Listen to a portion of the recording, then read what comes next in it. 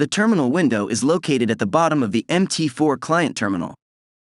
It allows traders to manage their trades, view all open positions and pending orders, view closed trades and read financial news, set alerts to be notified when certain conditions are met.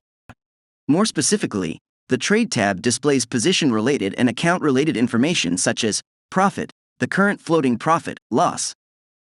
Balance, the amount of money in the account, excluding credit and the floating profit of currently open orders. Equity, the amount of money a trader has in their trading account, plus or minus any profit or loss from open positions. Margin, margin is the amount of funds that the broker requires from the trader in order to cover any potential losses, since a trader is allowed to use more capital than the amount he or she initially deposited. Free margin, free margin is the money in a trading account that is available for trading. It is calculated, equity minus margin. Margin level, it is the ratio of equity to margin. It is calculated as follows: equity divided by margin multiplied by 100. The Account History tab displays a list of all closed positions along with the corresponding operations that were performed on them, such as take profit and stop loss.